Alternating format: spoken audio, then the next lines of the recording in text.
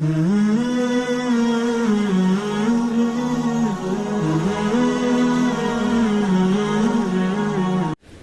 اب بنی اسرائیل کیا کہہ رہے ہیں؟ انا لمدرکون، پھنس گئے موسیٰ علیہ السلام نے کیا فرمایا؟ ان معی ربی، میرے ساتھ میرا رب ہے۔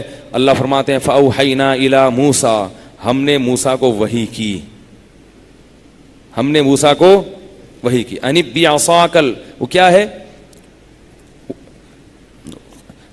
ان اسری بعبادی لیلا انکم متبعون واترک البحر رہوا انہم جند مغرقون، بلکہ اس سے پہلے آیت ہے ان بعصاک الحجر، وہ پتھر پہ وہ مارا تھا، اس سے دوبارہ چشمے پیدا ہوئے۔ کیا ہے قاری صاحب؟ آیت پڑھیں، میرے ذہن سے وہ آیت یاد نہیں۔ ان اضرب بعصاک البحر فانفلق فکان کل فرق کالطود العظیم۔ فرماتے ہیں ہم نے موسیٰ کو حکم دیا کہ یہ لاٹھی کس پہ مارو؟ اس پانی پہ مارو۔ حضرت موسیٰ نے لاٹھی کو اٹھا کے ایسے کر کے مارا ہے، اللہ فرماتے ہیں فکان کل فرق کالطود العظیم، دونوں طرف سے پانی پھٹا ہے اور پہاڑوں کی طرح پانی دونوں طرف کھڑا ہو گیا، ایسے وادی بن گئی درمیان میں، ایسے پانی اللہ کی قدرت سے دونوں طرف جو موجوں طغیانی آئی ہوئی تھی اس میں، وہ پانی کیسے کھڑا ہو گیا؟ ایسے رک گیا، اور درمیان میں حضرت موسیٰ اور بنی اسرائیل کے لیے خشک راستہ بن گیا۔ اللہ فرماتے ہیں کہ ہم نے ان کو گزارا ہے۔ فرعون کی طاقت، جب انسان پر اللہ معاف فرمائے گناہ کی شہوت چڑھی ہوتی ہے نا اس کے دماغ پہ، تو اس کو کچھ بھی سمجھ میں نہیں آتا۔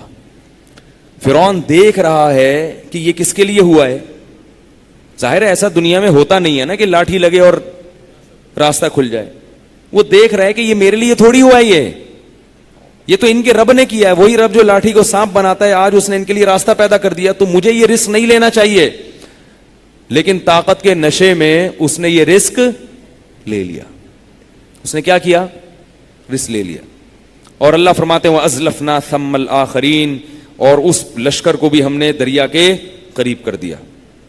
اور وہ لشکر آیا ہے جب موسیٰ علیہ السلام اور بنی اسرائیل پار ہو گئے تو وہ بھی دریا کے درمیان میں آ کے، جب پورے دریا کے درمیان میں آئے نا A to Z، یعنی پہلا اور آخری بندہ جب درمیان میں پہنچا ہے، اللہ فرماتے ہیں ہم نے سمندر کو وہ جو تیز موجیں تھی اس کو چلا دیا۔ جب وہ تیز موجیں چلی ہیں تو وہ ڈوبنا شروع ہوئے ہیں۔ اللہ فرماتے ہیں اضل فرعون قومہ وما ہدا، فرعون نے خود بھی گمراہ ہوا اور اپنی قوم کو بھی مروا دیا۔ اس لیے میں کہتا ہوں ان سیاست دانوں میں جو 2 نمبر ہیں، ان کے پیچھے جاؤ گے یہ خود بھی مریں گے اور تمہیں بھی مروائیں گے، کیونکہ لیڈر، جہاں بھی قرآن میں لیڈر کا تذکرہ آتا ہے اللہ بتاتے ہیں یہ خود بھی برباد ہوتے ہیں اور اپنے ساتھ اپنی پارٹی کے نوجوانوں کو بھی برباد کرتے ہیں۔ یہ پارٹی والوں کو بھی برباد۔ میں نہیں کہہ رہا کہ سیاست میں نہ جاؤ، آپ دیکھ کے سوچ سمجھ کے جایا کرو۔ تو اللہ فرماتے ہیں سب کو مروا دیا اس نے۔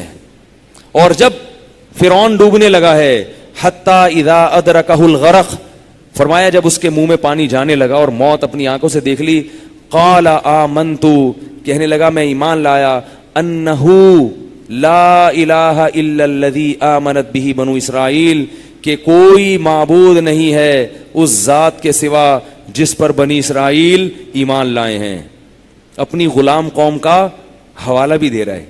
یہ بھی کہہ سکتا تھا میں اللہ پر ایمان لایا، یہ بھی کہہ سکتا تھا میں خدا پر ایمان لایا، یا ان کی زبان میں جو بھی گاڈ کو کہتے ہوں گے، لیکن بالکل کلیئر بتا رہے تاکہ فرشتوں کو کوئی کنفیوژن نہ ہو بات سمجھنے میں۔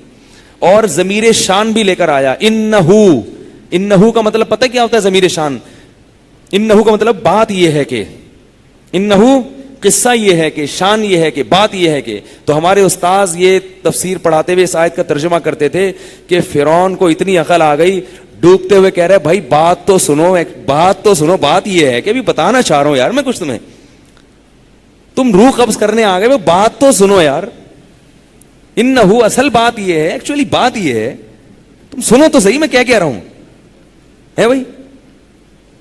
تو پوری قصے کی پوری تمہید مان کے کہ بات تو سنو۔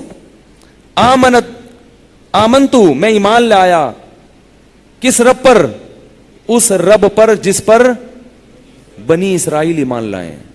میرا ان کا رب میں کوئی فرق نہیں ہے، بھائی یہ ایک واقعہ ہے، لیکن ہمیں اپنے بارے میں بھی سوچنا چاہیے. ہم ایمان والے تو ہیں مگر ہم میں سے ہر شخص نے توبہ نہیں کی ہے. ہم ایمان کی نعمت تو اللہ نے ہمیں دے دی، لیکن موت کے وقت کہیں ایسا نہ ہو کہ ہماری بھی یہ کیفیت ہو کہ اللہ میں اب توبہ کر رہا ہوں. اللہ نے کافر کا بیان کیا، ایمان کا، کہ اس کو اللہ نے ایمان قبول نہیں کیا، اور اللہ نے موت کے وقت مسلمان کی توبہ کا تذکرہ بھی قرآن میں کیا ہے. اور اللہ فرماتے ہیں کہ تبت الآن، وہ یہ کہتا ہے مرتے ہوئے کہ اللہ میں اب توبہ کر رہا ہوں. اللہ فرماتے ہیں اس کی توبہ قبول نہیں ہوگی. اللہ نے گنہگار مسلمان کا بھی ذکر کیا کہ جب وہ مرتے ہوئے توبہ کرتا ہے تو اللہ اس کی توبہ قبول نہیں کرتے، اور اللہ نے کافر کا بھی ذکر کیا کہ مرتے ہوئے کلمہ پڑھتا ہے تو اللہ اس کے کلمے کو قبول نہیں کرتے. اس لیے فرعون کے حالات سے عبرت حاصل کرنی چاہیے. یہ نہیں دیکھنا چاہیے کہ وہ تو کافر تھا، وہ تو مانتا ہی نہیں تھا، ہم تو کلمہ پڑھتے ہیں. ٹھیک ہے ہم کلمہ پڑھتے ہیں مگر کلمے کے تقاضوں پر عمل نہیں کرتے. تو اللہ فرماتے ہم نے کیا کہا، آنا، اب تو توبہ کر رہا ہے، وقد عصیت قبل، اس سے پہلے تو اللہ کی نافرمانی کرتا رہا ہے. اب نہ صرف یہ کہ تیری توبہ قبول نہیں ہے، فَالْيَوْمَ نُنَجِّيكَ بِبَدَنِكَ، آج ہم تیری باڈی کو اور تیری لاش کو محفوظ کر لیں گے. سارے مر گئے، فرعون بھی غرق ہو گیا، مگر اللہ فرماتے ہیں تیری لاش کو میں کیا کر دوں گا، محفوظ. لِتَكُونَ لِمَنْ خَلْفَكَ آیا، تاکہ تیرے بعد آنے والے، قیامت تک آنے والے لوگ تیری لاش کو دیکھ کے عبرت حاصل کرتا رہے کہ یہ کیسے مرا تھا، اس کے ساتھ ہوا کیا تھا. یہ واقعہ جب قرآن میں ذکر ہو رہا تھا تو کہا جاتا ہے کہ اس وقت محمد صلی اللہ علیہ وسلم اور صحابہ کو علم نہیں تھا کہ واقعی فرعون کی لاش محفوظ ہے، کسی کو نہیں پتا تھا. اور اللہ نے کیا کہا کہ میں تیری لاش کو محفوظ کروں. یہ بہت بعد میں جا کے مصر میں دریافت ہوئی ہے فرعون کی لاش، بہت بعد میں جا کے پتا چلا ہے کہ فرعون کی لاش محفوظ ہے. تو یہ بھی قرآن مجید کا ایک معجزہ ہے کہ اس نے ایسی چیز کی خبر دی جس سے صحابہ واقف نہیں تھے. وہ تو جانتے نہیں تھے کہ مصر کہاں ہے، اور مصر کا تو جانتے تھے کہاں ہے، لیکن کیا ہے اس میں کس کس کی لاش محفوظ ہے تھوڑی پتہ. تو بہت بعد میں پتا چلا، اس میں تو بڑی سائنسدانوں کی تحقیق ہوئی ہے، اس کے بعد جا کے ٹریس کیا کہ یہ وہی فرعون ہے. تو اللہ فرماتے ہیں وَلَقَدْ نَجَّيْنَا بَنِي إِسْرَائِيلَ مِنَ الْعَذَابِ الْمُهِينِ، اس کے بعد ہم نے بنی اسرائیل کو اس ذلت والے عذاب سے محفوظ کر دیا. کم ترکوا من جنات وعیون، اتنے خوشنما خوبصورت باغات چھوڑ دیے فرعون نے، اور اتنا سونا، اتنی پراپرٹی، سب کچھ. اللہ فرماتے ہیں وَأَوْرَثْنَاهَا بَنِي إِسْرَائِيلَ، ان سب کا وارث ہم نے کس کو بنا دیا، بنی اسرائیل. وہ سب تمہارا ہے. سب کس کا ہے، تمہارا. الہی